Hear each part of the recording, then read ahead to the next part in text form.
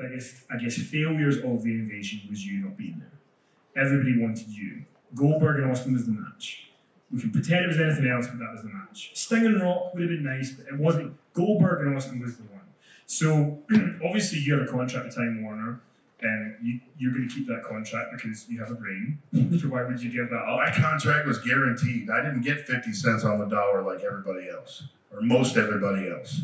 And if my dad ever taught me one thing, it's to be a smart businessman. You know, and so I went out, I healed up. I wasn't 100% at the time, and I wasn't going to come back. I wasn't going to come back, period. You know, until I started walking the streets, and kids would just say, you know, Goldberg, when you come back to wrestling, you and Austin, you and this guy and that guy. Excuse me, and I had to give it a shot. I did it for them. In the meantime, you know, you debuted March 2003. WCW was out March 2001, it's 2 years. Do you and JR have a conversation at that time where he kind of says, because he did say to us, he said, you know, I would tell guys, take the money, like don't. No, I didn't need JR to tell me that. No, I knew, man. I had done all the partying. I'd been the celebrity. I'd been all that stuff in football. I wasn't at wrestling. I wasn't there to be that guy. You know, I wasn't gonna stop being a businessman. You know, because once you do that, they use it against you. It's like anywhere else, in any other endeavor. You show weakness and people capitalize on it. I ain't showing weakness. It's not happening.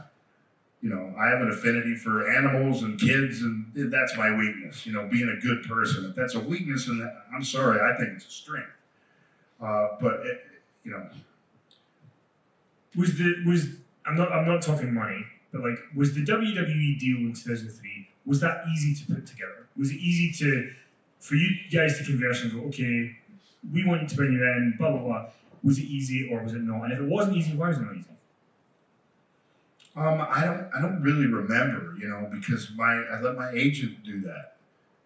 You famously only had a 1 year deal. I had a 1 year deal because I wanted to try it. I didn't want to commit. What was holding you back from the commitment? Well, let's just say that there was a guy named Steve Austin, and he was like one of their big guys, and there was a guy named Goldberg, and I was like one of the competitors' big guys, and I really didn't trust in that they would take care of what Goldberg represented. I think that's further validated by 2 weeks after me getting there. They put a freaking wig on me. You don't do that to a guy who eats people. You diminish his character. That's just my thought process. It reminds me of before Sting had went to WWE, he did a TNA DVD. And have you guys seen this clip that Sting said where he talked about somebody had said, why did you never go to WWF?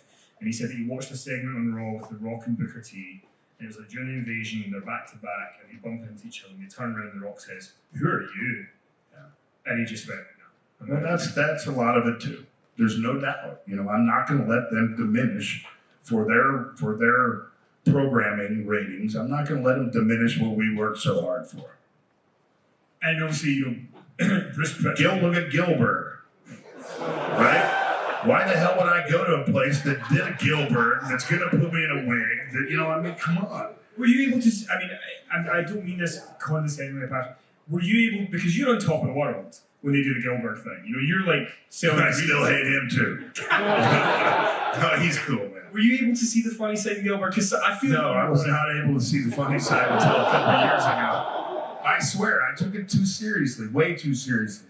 So if anybody says, yeah, Goldberg took wrestling too seriously, yes, I did in that respect, because I could not stand that. I thought, you know, I'm not a big fan of copy, you know, as the sincerest form of flattery. I didn't look at that. I didn't look at that at all. I mean, they made me look like a fool, or made him look whatever. They tried to make my character look like a fool, but what they did was they showed the huge difference between what they tried to do and me.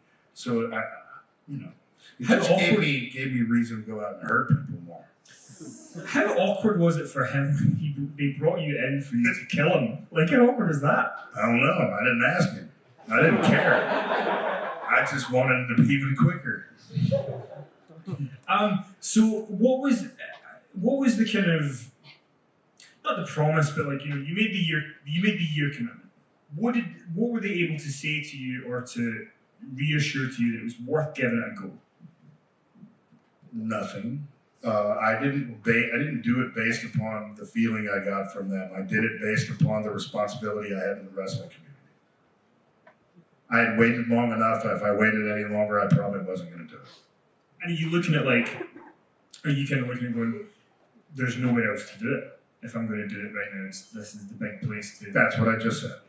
No, that's what I mean. Are you looking at TNA and because Sting went to TNA? No, I never looked. I talked to her one time, and that was enough. Please expand on that.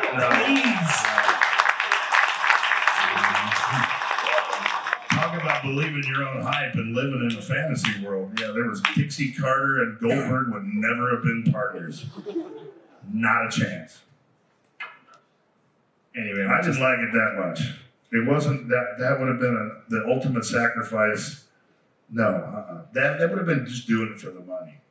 But when you know, because like you say, kids and people coming up to you in the streets, we want to see Goldberg and Austin or Goldberg and The Rock. Not one of them said, "Hey, we want to see you at TNA."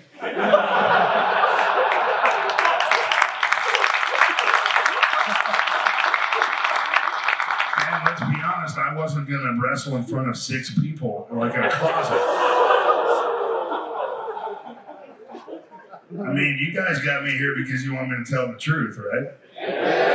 I don't lie. It's just that was my impression of it. That wasn't the way that it was because there were 16 people. But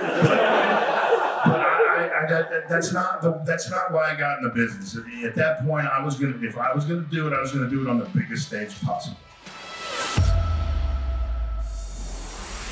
We bury the Undertaker alive, at which point a bolt of lightning comes down from the scoreboard at Market Square Arena, strikes the earth not 3 feet from where I stand.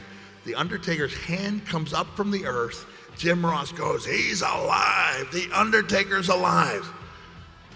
The show goes off the air, the Undertaker's hand comes down, and out to the ring go the New Rockers to face the Bushwhackers.